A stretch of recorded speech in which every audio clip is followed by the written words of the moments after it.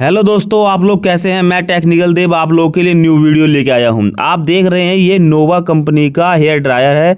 इसके अंदर क्या है कि छोटे छोटे फॉल्ट आते हैं जिससे ये ख़राब हो जाता है और बहुत से लोग इसे फेंक देते हैं या फिर इसे रिपेयर करवाते हैं तो आपको बेवकूफ़ बना के अच्छे खासे पैसे चार्ज कर लेते हैं। तो इसके अंदर मैं एक छोटी छोटी प्रॉब्लम आपको बताऊंगा जो आप इसे घर बैठे ही रिपेयर कर सकते हैं। सो गाइस, वीडियो पे ऐसे ही बने रहे। अगर इस वीडियो को स्किप करेंगे तो बहुत से ऐसे पॉइंट इसको छूट जाएगा जो आप इसे क्लियर नहीं हो पाएगा। सो गाइस, आपको क्या करना है, एक प्लस वाला पेचकस होता है उससे क्या करना है, इसको पेज को दो पेज इसके अंदर होते हैं, किसी किसी में और भी पेज हो सकते हैं लेकिन इसके अंदर दो पेज है। तो आप देख रहे हैं कि पहला पेज मैंने खोल दिया है और दूसरा पेज जो है मैं उसे खोल रहा हूँ। तो आपको भी अपने इस पेज को इसी प्रकार से खोलना और ध्यान रखिए कि आपको हल्के हाथों से इनको खोलना है। और आप देखेंगे इसके अंदर लॉक का सिस्टम होता है, तो आपको पेचकस की सहायता से हल्का सा इसको थोड़ा सा मुंह फैलाएंगे तो ये क्या होता है, खुल जाता है। क्योंकि इसके अंदर लॉक होते हैं, इसके अंदर पीछे पेज नहीं होता है। तो ये चीज़ आप ध्यान दें। और आप देखेंगे कि ये खुल चुका है।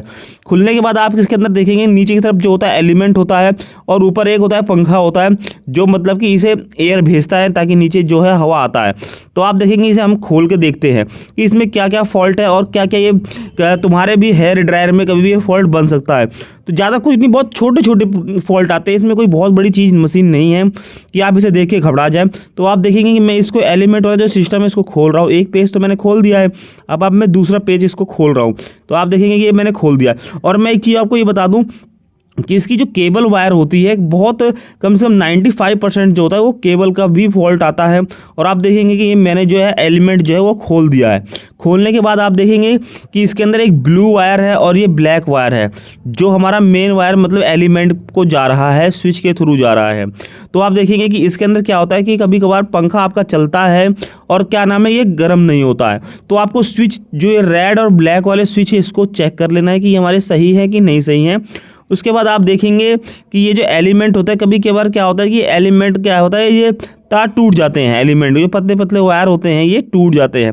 तो आपको इसको देखना है कि कहीं से टूटा तो नहीं है। तो आप देख रहे हैं कि मेरे पे एक सीरीज लैंप है, मैं इसको यहाँ पे एक बार केबल चेक कर रहा हूँ। देख रहे हैं कि हमारा जो एक केबल है वो सही है और हम दूसरा केबल इसमें चेक कर रहे हैं। तो आप जैसे मैंने इसको इसमें लगाएंगे तो आप देखेंगे कि इसका जो दूसरा केबल है ये हमारा ख़राब है। तो ये इससे हमारा डाउट होगा कि हमारा जो इसके अंदर तार का जो फॉल्ट था वो बन चुका है। क्योंकि ऐसा होता है कि लोग इसे स्पीड में चला लेते हैं और स्पीड में चलाने के बाद क्या होता है कि ये जो है तार खराब होता है। और देख रहे हैं मैंने जैसे ही इसको लाइट दूसरी साइड से दिया तो ये चलने लगा। तो इसके अंदर ये वायर का फॉल्ट है। लेकिन मैं और भी चीज़ें इसमें बता दूंगा कि ये क्या क्या ख़राब हो सकता है। ये देखेंगे आपके पास कि ये स्विच है ब्लैक कलर का और रेड कलर का, तो ये भी कभी कभार ख़राब जाता है। और आप देखेंगे कि जो वायर आ रहा है आपको वायरों को चेक करना है क्योंकि ये वायर ना अंदर से ही ब्रेक हो जाते हैं और आप कंफ्यूज हो जाएंगे कि ये कहाँ से ब्रेक है। तो आप इसे इस प्रकार, आपको अगर मीटर है तो मीटर से चेक कर ले, अगर आप पास सीरीज लैंप है तो सीरीज लैंप से इसको चेक कर ले। और आप देखेंगे कि इसके अंदर जो मोटर लगा होता है ये कम वोल्ट का लगा होता है, मतलब कि ये डीसी से चलता है। जो हमारा हीटर है उसको तो 240 वोल्ट चाहिए होते चलने के लिए, लेकिन जो हमारा इसके अंदर फ़ैन लगा होता है वो डीसी चाहिए होता है। तो उसके लिए इसमें डायोड वगैरह लगा रखा है जिससे ये क्या होता है कि जो बिजली की सप्लाई है वो कम कर देता है और जो हमारे मोटर्स में लगा है फ़ैन वाले को उसको कम सप्लाई भेजता है। तो इसके अंदर ये जो एलिमेंट होता है, एलिमेंट के जो इसके अंदर दो एक तो होता है फुल स्पीड का होता है और एक होता है थोड़ा कम स्पीड का होता है। तो एलिमेंट में क्या होता है कि जैसे सप्लाई एक एलिमेंट हो गया तो एक कम थोड़ा गर्म होगा और जब ये सप्लाई दोनों एलिमेंट हो जाएगा तो ज़्यादा गर्म। और मैं एक चीज़ और बता दूँ, अगर आप इसे हाई स्पीड में चलाते हैं तो बहुत ज़्यादा चांस होता है कि जो आपका वो वायर फूकने का या फिर स्विच खराब होने का। अगर आप इसे एक नंबर पर चलाएंगे तो ये बिल्कुल भी नहीं, लाइफ टाइम इसकी जो लाइफ है वो बड़ी रहेगी। तो ये चीज़ को आपको ध्यान देना है। और आप देखेंगे कि ये जो फ़ैन वगैरह है, फ़ैन बिल्कुल इससे अटैच होता है और इसके जो फ़ैन के कंट्रोल से ये चलता है।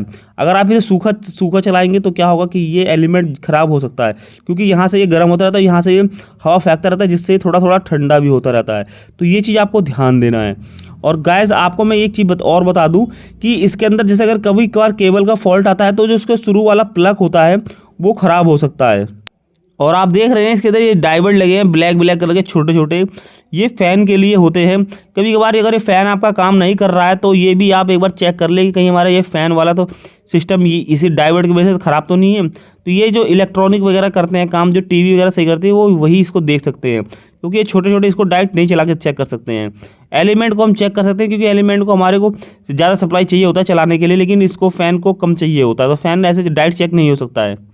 और आप देखेंगे कि जो हमारे पास केबल है, केबल को हमने आगे से काट दिया है, क्योंकि जो 99% होता है वो हमारा केबल आगे से जो प्लग होता है वो ख़राब हो जाता है।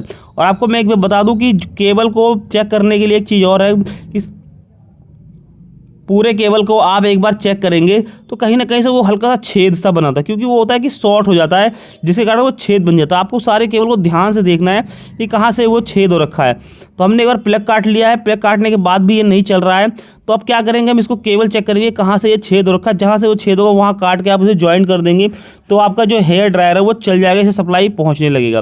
तो आप देखेंगे एक बार हमने एक बीच में से काट लिया, उसको हम यहाँ कर रहे हैं, ये चल चुका है। तो ये बस यही था कि केबल का फॉल्ट, तो वो बीच से हमारा जो है वो शॉर्ट हो गया था, मतलब कि वो जैसे हाई स्पीड में जब ये चलता है तो वहाँ से वो कमज़ोर मिल के वो ब्रेक हो जाता है। तो आप देखेंगे हमें जो इसका प्रॉब्लम है वो मिल चुका है। या तो आप ये लगा दें, या तो आपके पास नया है तो नया प्लग लगा दें इसके अंदर, तो ये चल जाएगा। और इसके अंदर ज़्यादा कुछ नहीं है, बस यही चीज़ें होती हैं, वही चीज़ आपको ध्यान देना है। कभी भी रिपेयर करवाने से पहले एक बार देख लिए कि कहीं आप इसे छोटा मोटा फॉल्ट हो तो आप ही ठीक कर सकते हैं, ज़्यादा इसके अंदर कुछ फॉल्ट आता नहीं है। सो गाइस, अगर मेरे चैनल पे अगर नए आए तो प्लीज़ चैनल को सब्सक्राइब कर लेना। अगर मैंने मेहनत की, क्योंकि आपका कुछ नहीं जाएगा चैनल सब्सक्राइब करने में और लाइक करने में, लेकिन हमें बहुत बड़ा एक मोटिवेट मिलता है, एक सपोर्ट मिलता है। सो गाइस, ये हमारा चल चुका है, और ऊपर से हम जैसे जैसे हमने इसको खोला था वैसे वैसे हम इसको फिट कर देंगे। ऊपर वाला जो हमने कैप है इसको लगा देंगे, लॉक होता है, और पेच लगा देंगे तो ये ओके हो जाएगा। और उसके बाद आप इसे यूज़ कर सकते हैं, और इसके अंदर कुछ फॉल्ट नहीं आता है। रिपेयर करने से पहले ये चीज़ ध्यान दें कि जो इसका एलिमेंट वगैरह है बिल्कुल सही सेट बैठना चाहिए।